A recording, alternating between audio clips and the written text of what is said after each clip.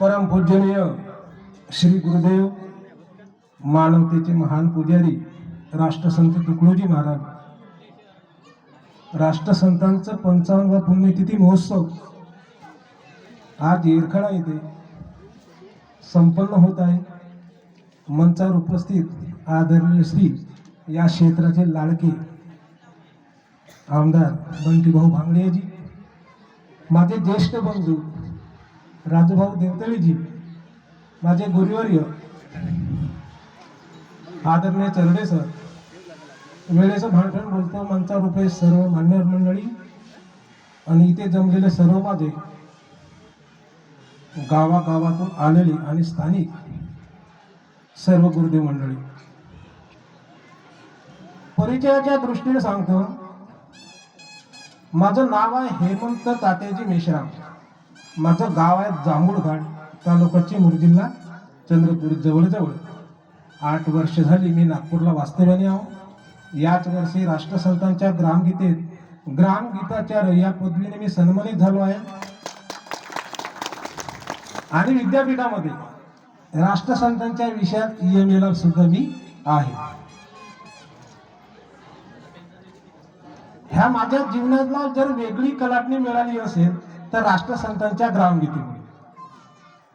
माझ्या लहानपणापासून माझ्या जीवनाचे साक्षीदार राजूभाऊ आहेत. जवळजवळ 3 पिढ्यापासून त्यांचे माझ्यांचे रिलेशन आहे. राष्ट्रसंतांच्या ग्रामगीतेचे कोडे आवर्जून ऐका, जास्त वेळ बोलणार नाही. ग्रामगीता नवे पारायणसी वाचता वाट बाही जनासी, समोर बदलवी जीवनासी मनी घेता अर्थ तिचा. जर राष्ट्रसंतांच्या ग्रामगीतेचं सामर्थ्य, ओवीचं सामर्थ्य जर एवढं असेल, मग राष्ट्रसंतांची ग्रामगीता का वाचायची नाही? मग याच्या अगोदर तत्वज्ञान नव्हते का? तुकाराम महाराजांची गाथा नव्हती का? ज्ञानेश्वरी नव्हती का? की मानवाने असंच जीवन व्यतीत करायचं? गीता बोधली अर्जुनाला, ग्रामगीता ही सर्व गावाला, राहू नये कोणी मागसला, म्हणून बोलला देव माझा. गीतेने यथार्थ ज्ञान दिले, परी ते जन मनाने नाही घेतले. रूढीच्या प्रवाही वाहू लागले, विसरले सर्व भूते. अशा पद्धतीने आजपर्यंत जीवनाची वाटचाल झाली. त्याच्यामुळे जीवन कसं जगावं याचं तारतम्ययुक्त तत्वज्ञान जगाच्या पाठीवर राष्ट्रसंतांचं साहित्य आहे. मी नुकताच हिरापूरला पुण्यतिथी महोत्सवाला गेलो. सतीश भाऊ वारजर करते तिथे. हिंगणघाटला साहित्य संमेलन झालं. मी बऱ्याचशा साहित्य संमेलनामध्ये जात असतो, शॉर्टकट मध्ये बोलतो, कारण प्रतिनिधी आहेत त्यांच्यावर. साहित्याची परिभाषा सुद्धा सांगू शकत नाही. साहित्य म्हणजे काय? सहित याचा अर्थ असा आहे जे सर्वांचे सोबत करते ते साहित्य. तर राष्ट्रसंत साहित्याविषयी काय बोलतात? मी साहित्य पुस्तकातून शिकलो नाही. मी साहित्य पुस्तकातून शिकलो नाही. मी साहित्य शिकलो अफाट जनसागरातून, हृदयाच्या गाभाऱ्यातून, आंतरिक उचंबळीतून मी साहित्य शिकलो.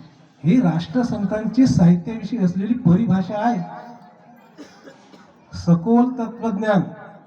ग्रामगीतेची सुरुवातच ओम नमोजी विश्व चालका, जगदवंद्या ब्रह्मांड नायका, देव एकची असोनी अनेका, भास असे विश्वरूप.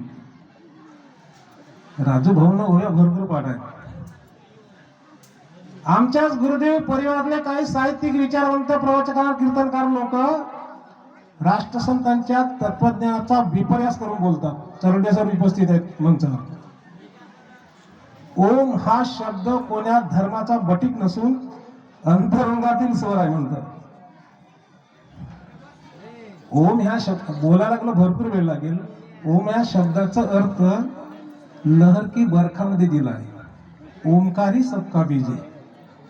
जर असं असेल तर जसं आहे तसं तत्वज्ञान राष्ट्रसंतांचं मांडायला पाहिजे. कीर्तनकार प्रवचनकार मंडळी पाहिजे तसं तत्वज्ञान तुम्हाला जनसामान्यापर्यंत पोहोचू देत नाहीत, वास्तविकता मांडत नाहीत. आता संक्रांत येत आहे ना, तर संक्रांतीचं महत्व त्या कीर्तनकारांनी सांगायला पाहिजे. काय सांगतात हे सक्त खंजिरीवाद कीर्तनकार? हेकडे चमचे सडले बोर, वस्तुस्थिती आहे. हेकडे चमचे सडले बोर सांगतात. त्या संस्कृतीची जोपासना करा ना. देश सांभाळा, धर्मही पाळा, संस्कृती सांगे एकता, राष्ट्रसंतांचं भजन आहे. अशा पद्धतीनं तत्वज्ञान ठासून जर सांगण्याची तात्पर्य यांच्यामध्ये असणं गरजेचं आहे, विपर्यास नको. मग हेच करायचं आहे आपल्याला. कॉमेडी तर कपिल शर्माचा शो आहे ना, आहे का नाही? म्हणून सातत्याने सामुदायिक प्रार्थनेमध्ये या, ध्यानामध्ये या. पुढच्या वर्षी वेळ मिळाल्यास आदरणीय दादांनी बोलवल्यास नक्कीच येऊन एवढे बोलतो आणि लांबलेले मी 2 शब्द बंद करतो. सर्वांना जय गुरु. धन्यवाद हेमंत भाऊ. तुम्ही